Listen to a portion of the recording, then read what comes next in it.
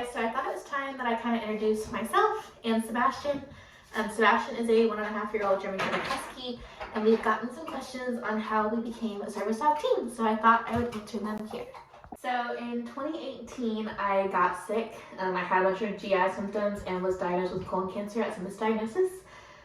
I then went and saw a GI who told me everything was perfectly fine, went 2 years getting sicker and sicker, and then saw a new GI, got a second opinion, and was diagnosed with Crohn's disease.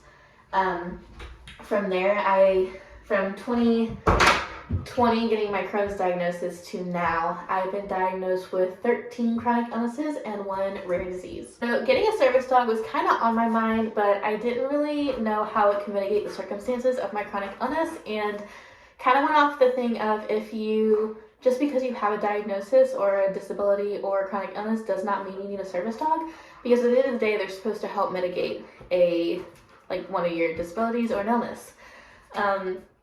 So kind of just forgot about it, didn't even look into service dogs anymore after that.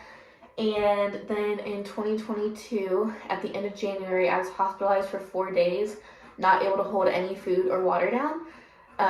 Come to find out, I have cyclic vomiting syndrome, which is a rare disease with no treatment, no cure, and only up to 2% of the population gets it. And then in April, I started fainting and having a bunch of heart rate issues and was diagnosed with POTS. So at that time, I was kind of looking at service dogs just for both of those, and there wasn't a lot of information on cyclic vomiting syndrome or really POTS, but I was seeing a lot of service dogs for POTS. And since you basically can only treat one and not the other because the medications interact with each other, I kind of figured a service dog would be nice to help treat the POTS and help mitigate my circumstances of POTS so I could treat the cyclic vomiting. Little did I know I could make him a multi-purpose dog and he could help with cyclic vomiting as well. In the summer of 2022, I started looking at programs, and I couldn't decide whether I wanted to owner train, go through a program, or I found this online training that you meet with a trainer once a week. It's around $3,000, and they meet with you on Zoom, and then you train the dog the rest of the week. And so that's kind of what I was leaning towards, but then you still have to find a dog with the right temperament and the breeder and all of that. And because my family's big on rescues, I thought, wouldn't it be cool if I could get a rescue dog as a service dog? Moving forward, I probably won't do that again. I actually already know who I'm getting my next one from way down the line. So I put in a Facebook group, hey, I'm looking for a service dog prospect. These are kind of the breeds I'm looking at, and I was just wondering if anybody had one. I would love to rescue one. And I kept getting all these different dogs that I didn't ask for, dogs that had aggression issues, dogs that people just didn't want anymore. So I was actually about to take the post down. Then on my 22nd birthday, literally at midnight, I was about to take the post down, and somebody messaged me and said, I have this German Shepherd Husky. He comes from Showline Dogs. He was a rescue.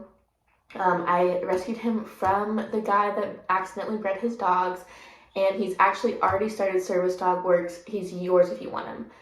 And that sounded really too good to be true.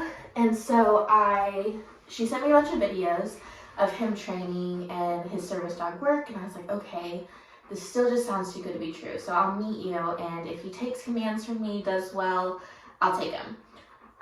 And she had said, yeah, and if in 2 weeks it doesn't work out, I'll take him back and try to rehome him, or I'll keep him for myself. And I said, okay. And we kept working together, and within 48 hours, we had started scent training, and he was picking it up so quickly and already starting to do his alerts from the scent training. And we've been best friends ever since, and I'm so thankful for him. And yeah, he helps with my cyclic vomiting and POTS.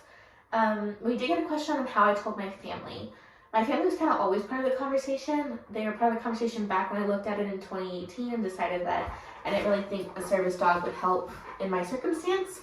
And then they were part of the conversation when I started looking at it now. So yeah, it was easy for me to have the conversation just because I've kind of been open on where my health was and how I stood. And yeah, they've been really supportive, and they love him, and he's a good little guy.